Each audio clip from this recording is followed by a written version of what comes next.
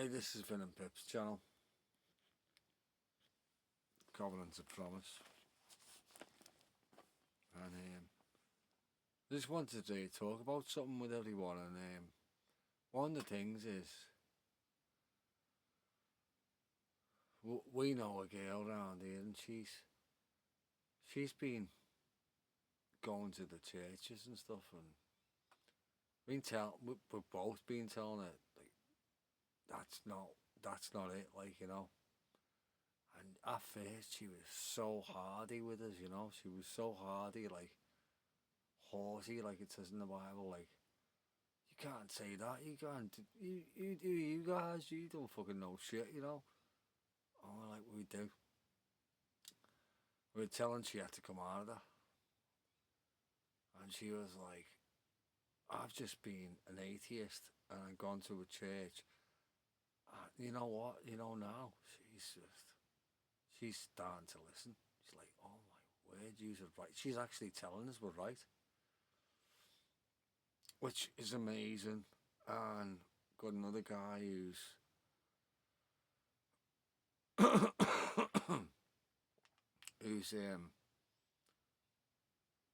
like a hard out, like never even thought about God ever in his life, and for some reason he's listening to me.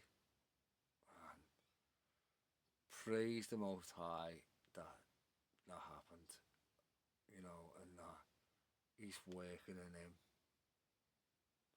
you know, because it ain't me. I'm a fucking idiot. So I think everyone can agree on that. Definitely my wife can, and many other people.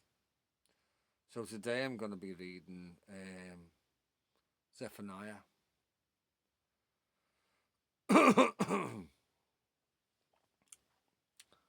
For then I will turn to the people with a pure language, that they may all call upon the name of Jehovah,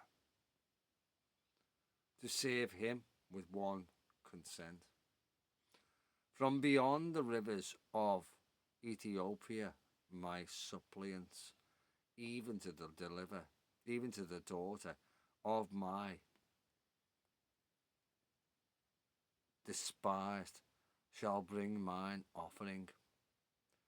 In that day shalt thou be ashamed for all thy doings, wherein thou hast transgressed against me. For then I will take away out of the midst of thee them that rejoice in thy pride, and thou shalt no more be haughty because of my holy mountain. I will also leave in the midst of thee an afflicted and poor people, and they shall trust in the name of the Lord. Stop there. Who is the afflicted? A poor and afflicted people who trust in the Lord. Psalms 22. I never abhorred the affliction of the afflicted, but when he called, I heard.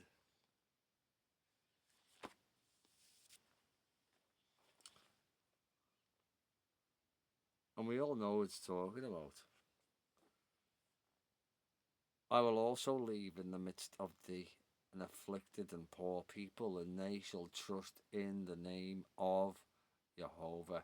The remnant of Israel shall not do iniquity, nor speak lies, neither shall a deceitful tongue be found in their mouth, for they shall feed and lie down, and none shall make them afraid. Sing, O daughter of Zion. Shout, O Israel, be glad and rejoice with all the heart, O daughter of Jerusalem. The Lord hath taken away thy judgments. He hath cast out thine enemy, the King of Israel, even the Lord is in the midst of thee. Thou shalt not see evil any more. In that day it shall be said to Jerusalem, fear thou not, And Zion, let not thine hands be slack. The Lord thy God, Jehovah, in the midst of thee is mighty. He will save, he will rejoice over thee with joy. He will rest in his love. He will joy over thee with singing. Hear that? God's going to sing to you.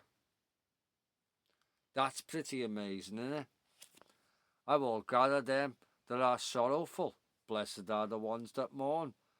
For the solemn assembly, who are of thee, to whom that reproach of was a burden. You calling the Lord's ways a burden, because she'll come unto your whole house. Behold, at that time I will undo all that afflicted thee, and I will save her that halteth, and gather her that was driven out, Israel. I've driven you out amongst the four corners of the earth. I will make you a name and a praise among all of the earth. When I turn back your captivity before your eyes, saith Jehovah. That's amazing, isn't it? Well, anyway, let's go somewhere else. Let's go Isaiah 28. Woe to the crown of pride, to the drunkards of Ephraim, whose glorious beauty is a fading flower, which are on the head of the fat valleys. Of them that are overcome with wine, behold, Jehovah hath a mighty and strong one, which as a tempest of hail, and as a destroying storm, as a flood of a mighty water, overflowing, shall cast down to the earth with the hand. The crown of pride, the drunkards of Ephraim, shall be trodden on the feet, and the glorious beauty which is on the head of the fat valley shall be a fading flower, and as the hasty fruit before the summer, which when he that looketh upon it seeth, while it is yet in his hand, he eateth it up. In that day shall the Lord of hosts be for a crown of glory, and for a diadem of beauty unto the residue of his people, and for a spirit of judgment to him that sitteth in judgment. For him that sitteth in judgment, righteous judgment in his name. What did he put his name towards? The Ten Commandments, in the place where he set his name, the rock of Horeb. But they also have erred through wine, and priests and the prophets have erred through they are out of the way. Through strong drink they err in vision. They stumble in judgment, for all tables are full of vomit and filthiness, so that there is no place clean. Who shall he teach knowledge, and whom shall he make to understand doctrine? Them that are weaned from the milk, and drawn from the breasts. For precept must be on precept, precept upon precept, line upon line, line upon line, here a little and there a little. For with stammering lips and another tongue will he speak to his people, to whom he said, this is the rest, where ye may cause the weary to rest. And this is the refreshing, yet they would not hear. But the word of the Lord was unto them, precept upon precept, precept upon precept, line upon line, line upon line, here a little, there a little, and there a little, and that they might go and fall backward and be broken and snared and taken.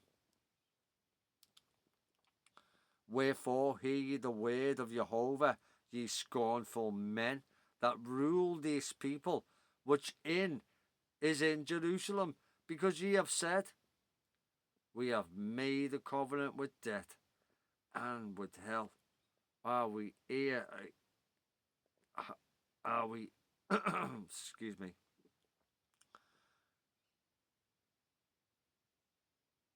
made a covenant with death and with hell? Are we at agreement? And overflowing scourge shall pass through it, shall not come unto us, for all that have made lies our refuge, and on the falsehood have we hid ourselves. Therefore thus saith Jehovah God, behold, I lay in Zion for a foundation, a stone, a tried stone, a precious cornerstone, a sure foundation. He that believeth shall not make haste. Judgment also will I lay to the line, and righteousness to the plumber, and to the hail shall sweep away the refuge of lies, and all the waters shall overflow the hiding places. And your covenant with death shall be disannulled, and your agreement with hell shall not stand. When the overflowing scourge shall pass through, then ye shall be trodden down by it. From the time that it goeth forth, it shall take you. For morning by morning shall it pass over by day and by night, and it shall be a vexation only to understand the report. For the bed is shorter than the man can stretch himself on it, and the covering narrower than that he can wrap himself in it. For the Lord shall rise up as in Mount Perazim. He shall be wroth as in the valley of Gibron, that he may do his work, his strange work, and bring to pass his act, his strange act. Now therefore be not mockers, lest your bands be made strong. For I have heard from the Lord Jehovah of hosts a consumption, even determined upon the whole earth. Give ye ear and hear my voice, hearken unto my speech. Doth the ploughman plough all day to sow? Doth he open and break the clods of his ground? When he hath made plain the face thereof, doth he had cast abroad the fitches and scatter the common, and cast in the principal wheat and the appointed barley, and the rye in their place? For his God doth instruct him to discretion, and doth teach him. For the fitches are not threshed with a threshing instrument, neither is the cart wheel turned about upon the common. But the fitches are beaten out with a staff, and the common with a rod of iron. Corn is bruised, because he will not even be threshing it, nor break it with a wheel of his cart, nor bruise it with his horsemen. This also cometh forth from the Lord of hosts Jehovah, which is wonderful in counsel and excellent in working. Woe to Ariel, the city where David dwelt. Add ye year to year, let them kill sacrifices, yet I will distress Ariel, and there shall be heaviness and sorrow, and it shall be unto me as Ariel.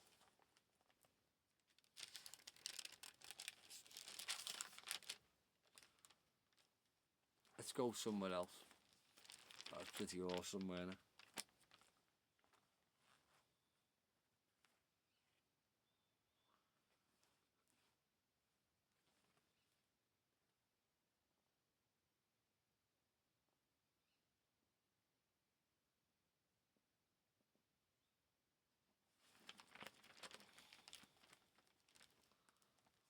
Okay.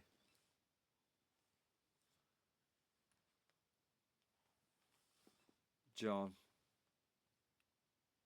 11:42.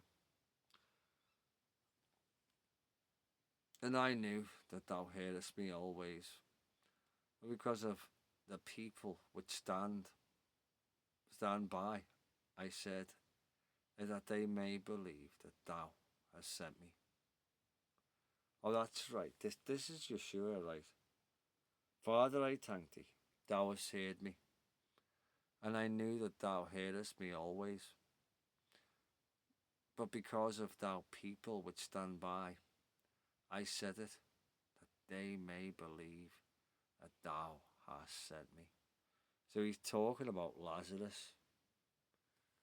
And before that, Martha, sister of Mary, says, she says to Yeshua when he comes, oh no, he's been dead, he stinks. He stinks like I know you'll raise him up in the last day, but it's a bit late now because he smells, his body's decaying.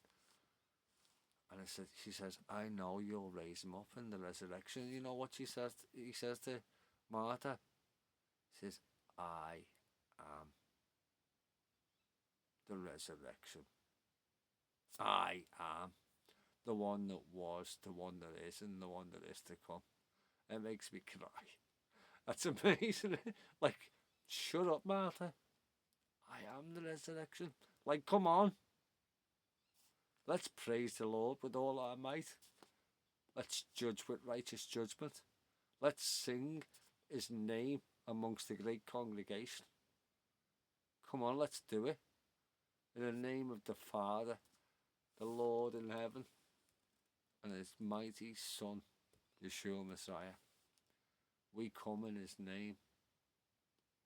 All of us that praise his name and glorify his name amongst the great congregation, Psalms 22, and many other places. But anyway, so let's read it anyway, because this is pretty awesome, like.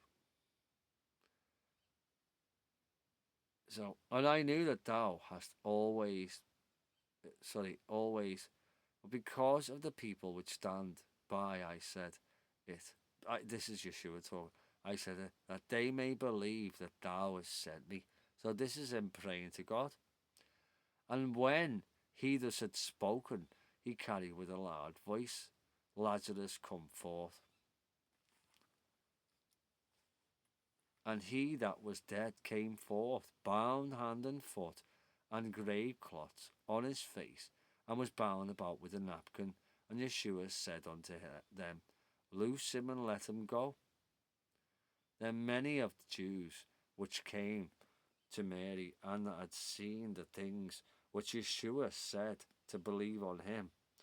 But some of them went their way to the Pharisees and told them the things that Yeshua had done. Then gathered the chief priests and the Pharisees a council, and said, What do we? For this man doeth many miracles.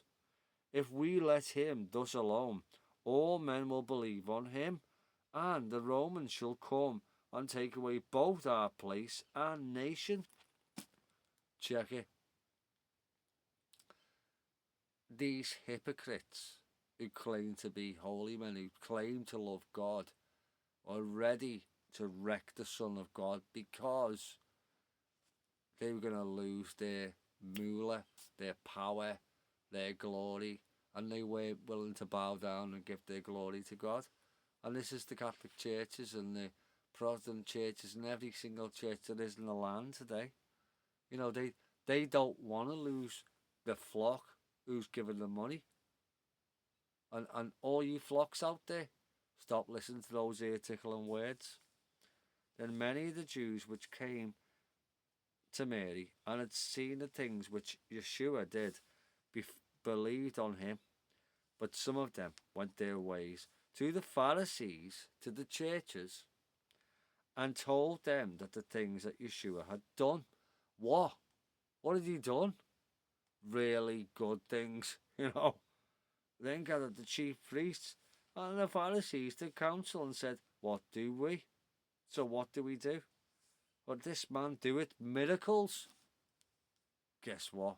He might be the Son of God. Did you ever think about that? If we let him thus alone, all men will believe on him, and the Romans shall come and take away both our place and nation.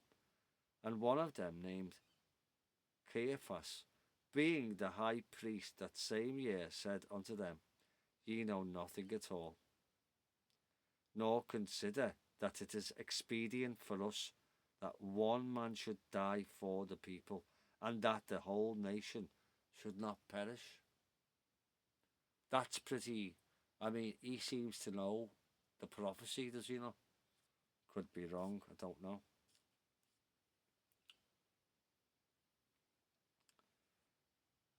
So, and not for that nation only, but that we also, he should gather together in one children of God, that we were scattered abroad. Then from that day forth, they took counsel together for to put him to death. Yeshua therefore walked no more openly among the Jews, but went thence unto country near to the wilderness, into the city called Ephraim, and there continued with his disciples. And the Jews' Passover was nigh at hand. Many went out of the country unto Jerusalem before the Passover to purify themselves. Then sought they Yeshua, and spake among themselves as they stood in the temple, what think ye, that he will not come to the feast? Now both the chief priests and the Pharisees had given the commandment that if any man knew where he were, he should show it, that they might take him. So those pricks knew that he was doing miracles like that could only be from God. And he was about to take away their power, their finance, bring all the people out of the churches and get them to follow him in spirit and truth.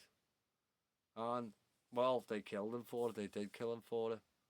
And this was an example to the whole world right now, is that we should all come out of the churches.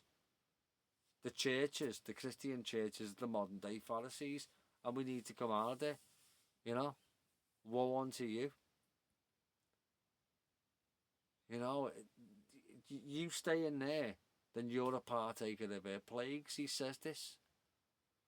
Come out of here, my people, so you be not partakers of her plagues. Because who does he wreak vengeance upon? The ones who killed him. And guess what? You've got exactly the same nature. And if you've got the same nature as Jacob, then you qualify as Jacob too. So which one do you want to be? It is what it is. But all I've got to say to the churches and to all the little scattered sheep out there is, you know, I went to one guy and he says to me, I said to him, you know you have to keep the commandments. And he said to me, don't put a burden on my whatever you call it, congregation. And I said, well, I said what the Bible said. Woe to you, call my ways a burden, for I shall come unto your whole house. Yeah. Woe unto you. You don't want, you tell you what, you don't want your whole word to come onto your whole house. Anyone who sets foot upon this mountain, I shall come unto him. He shall surely be stabbed through with a dart, or run through with a sword. You're trampling underneath the foot of the Son of God by saying that, and how much sore the punishment be thought worthy of you. Anyway, until next time, covenant of promise.